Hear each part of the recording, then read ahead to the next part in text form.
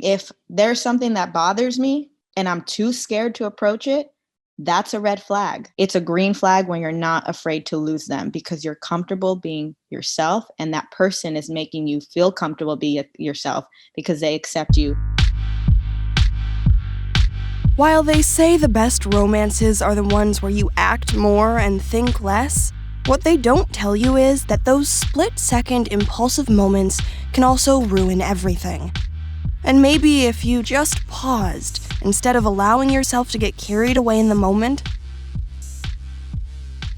you'd save yourself and your relationship a lot of heartache and frustration. Obviously, a relationship is not going to be peaches and cream, so you have to be able to be comfortable having a conversation and saying, oh, this bothered me when you did this. That's a big part of communicating as well, is being able to be quiet and listen to what your partner is saying. If you find yourself like constantly compromising yourself and like your morals and your values, but it kind of feels like on your partner's end, like you're kind of talking to a wall, or like they're kind of just like, oh, this is just how I am, or like, this is just me, like, and they're not trying to grow or like have a conversation about things. And I think that that's definitely a red flag in my opinion. It's a relationship. You all joined into a union. So let's speak as if that way, because for a problem to be solved, it's going to take both of us. I think it's too accepting that things aren't going to be, like she said, peaches and cream. I think you're going to have issues with everyone. It's not always going to be I don't think this. So I think at some point it's just like, okay, this person, we're going to go through the fire together.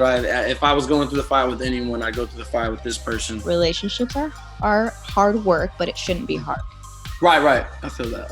It's hard work, but if it's hard from jump, run. This advice is amazing, and I wish you guys would have been around before I got into my last relationship. Do you think it's possible for a man and a woman to be in a friendship without it being a romantic threat to a romantic relationship? I think it takes a lot of maturity from both parties, but also, it depends on the person. Me personally, if you're asking me, the question is, if I'm in a relationship, can she have friends that are guys?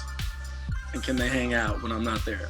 No, the answer is no. But here, can I ask you, because you're saying Luca and Aaron, so Zoe messed around with both of them. So that's worse, yeah. So is the question, can you remain friends with an ex when you have a new relationship, or can you be friends with a guy or with someone of the opposite sex when you're in a relationship? Because those are two different answers. Absolutely not. It's to the first one. If you guys have had previous relations and you guys want to hang out, and I'm not, like, maybe we could all hang out. That way, I'm there. Not that I don't trust you, but let's all hang out. Let's all be friends. Why can't we all? But you two just going, and I already know you have history. It depends, but I don't think I'm okay with that, no. At least you know where you're at in your life, Trevor. What about you, Francia? Well, I have a lot of male friends. No, you have a man and someone that he was with physically.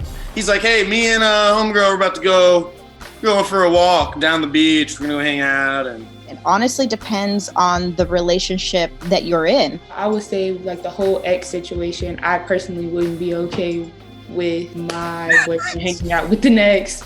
But sometimes people don't respect you being in a relationship, so you also have to take that into consideration when having friends of the opposite sex. I think that all of this is just being honest with your intent. Like, what are you coming up here to do? Like, do you want to date me? Do you love me? Do you marry me? Like, what's going on? What if the ex, and this is just, again, a hypothetical, what if the ex was just as valuable to me as like one of my best friends, my best homies, that when I call about something important, they tell me about myself, or even if they're helping me in a relationship with you. Like, let's say me and your relationship, and I'm like, yo, this is going on. She's like, hell no, you cannot talk to an ex about your relationship with me. Contextual. It's all contextual, you know what I mean? Because you can't just, like, reasons that I wouldn't be friends with my exes is not the same at all for the reasons that my wife is or isn't friends with her ex. I cannot live in fear that someone who is gonna go with my wife to go grab a drink for a conversation is gonna end up with me losing the love of my life. I can't live in that fear.